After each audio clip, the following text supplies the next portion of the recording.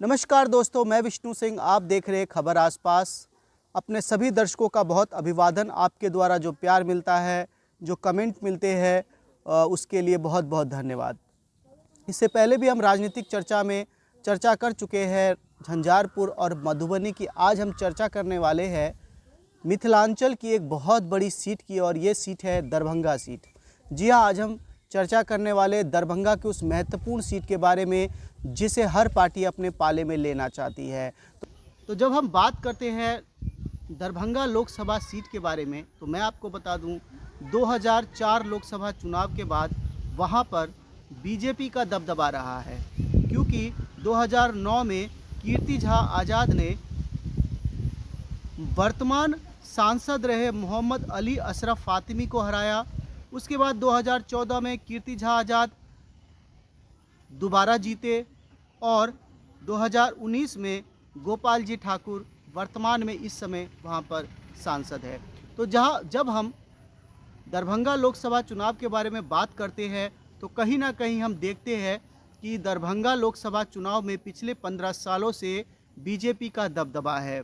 फिर चाहे वो कीर्ति झा आज़ाद हो या गोपाल जी ठाकुर, उन्होंने दरभंगा की जनता का भरपूर वोट लिया है और दरभंगा की जनता ने उन्हें भारी मतों से जिताया है। फिर चाहे विपक्ष में मोहम्मद अली अशरफ फातिमी या आरजेडी के कद्दावर नेता अब्दुल बारी सिद्दीकी क्यों ना हो। हालांकि इस समय फिर दरभंगा लोकसभा सीट चर्चा का एक विषय बन चुका है, क्योंकि मिथिलांचल के दो कद्दावर नेता अब दरभंगा लोकसभा चुनाव में कूद चुके हैं। फिर चाहे एक तरफ गोपाल जी ठाकुर हो, तो दूसरी तरफ इस समय संजय झा, जो कि मुख्यमंत्री नीतीश कुमार के काफ़ी करीबी माने जाते हैं, और जेडीयू से वो भी दरभंगा लोकसभा चुनाव में कूदने की उनकी पूरी संभावनाएं है।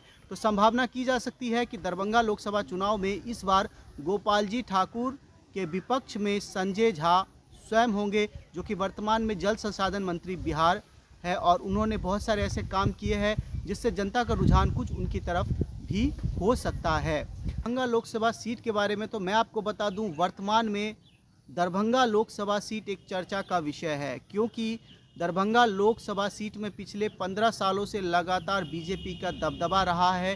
फिर चाहे विपक्ष में मोहम्मद अली अशरफ फातिमी हो, अब्दुल बारी सिद्दीकी हो, संजय कुमार झा हो, लेकिन इस बार चर्चा का विषय एक बार फिर हो चुका है, क्योंकि इस बार मुख्यमंत्री के करीबी जल संसाधन मंत्री बिहार संजय झा जी के दरभंगा लोकसभा में उतरने की पूरी संभावनाएं हैं।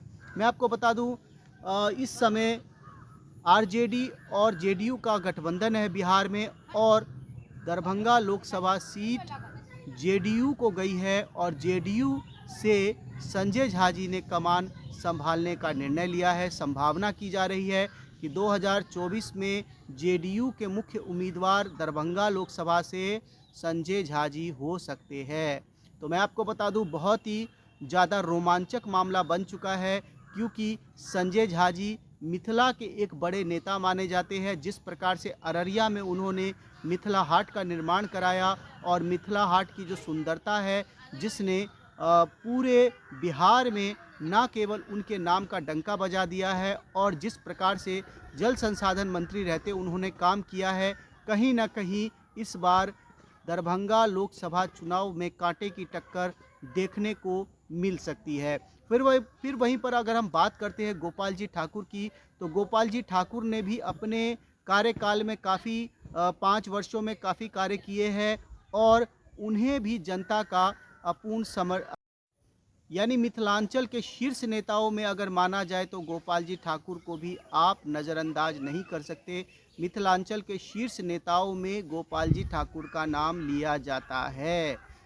मधुबनी, दरभंगा, सीतामढ़ी या झंझारपुर लोकसभा, इन सभी लोकसभाओं में गोपाल जी ठाकुर भी एक चर्चित नाम है, और जिस प्रकार से दरभंगा में बीजेपी का दबदबा रहा है, कहीं ना कहीं इस बार का चुनाव काफ़ी कांटे की टक्कर देखने को मिल सकती है।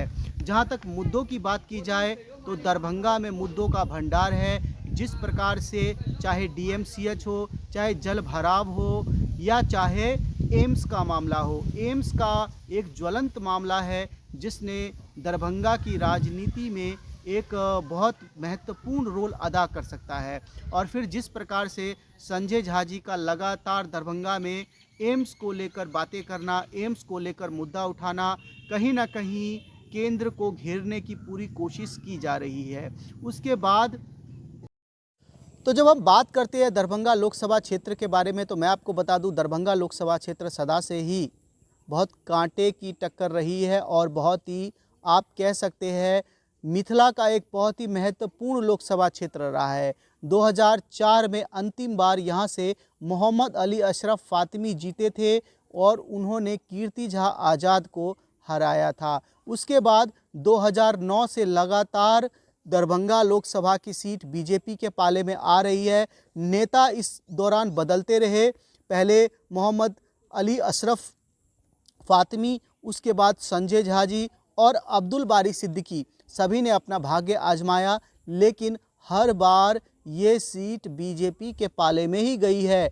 2019 में गोपाल झा ठाकुर ने अब्दुल बारी सिद्दीकी को हराकर दोबारा से ये सीट बीजेपी के पाले में दी और इस बार देखना दिलचस्प होगा कि क्या गोपाल जी ठाकुर दोबारा से दरभंगा सीट जीत पाते हैं या माननीय जल संसाधन मंत्री संजय झा जी अपने प्रभाव को दिखा पाते हैं और क्या इस बार दरभंगा की सीट जेडीयू के पाले में जाती है। तो मित्रों, राजनीतिक चर्चा के इस एपिसोड में आज हमने चर्चा की लोकसभा दरभंगा के बारे में, काफ़ी कुछ बातें आप लोगों के साथ शेयर की। उम्मीद करता हूं मित्रों इस तरह की जानकारी आपको अच्छी लगेगी कि आप वीडियो को लाइक करेंगे, शेयर करेंगे और साथ साथ कमेंट करेंगे। हम लगातार राजनीतिक चर्चा में नए नए लोकसभा क्षेत्र के बारे में आपको जानकारी देते रहेंगे। खासकर हमारी नज़र मिथिलांचल की उन महत्वपूर्ण सीटों पर है जहां पर मिथिला के नेता अपनी अपनी उपस्थिति दर्ज कराएंगे। फिर चाहे वो सीतामढ़ी की सीट हो, चाहे मधुबनी की सीट हो, झंझारपुर की सीट हो या फिर दरभंगा लोकसभा क्षेत्र की सीट हो, सभी के बारे में हम लगातार चर्चा करते रहेंगे और आपको नई नई जानकारियां देते रहेंगे। मित्रों, देखना दिलचस्प होगा कि 2024 में किसके पाले में कौन सी सीट जाती है और जहां पर बीजेपी के सांसद है, क्या उन सांसदों को आईएनडीआई के सांसदों के द्वारा टक्कर मिलती है और क्या आईएनडीआई के सांसद भी अपनी उपस्थिति जीत के साथ इन सीटों पर दर्ज करा पाते हैं। इन शब्दों के साथ फिर मिलेंगे अगले वीडियो में, तब तक आप लोग देखते रहे खबर।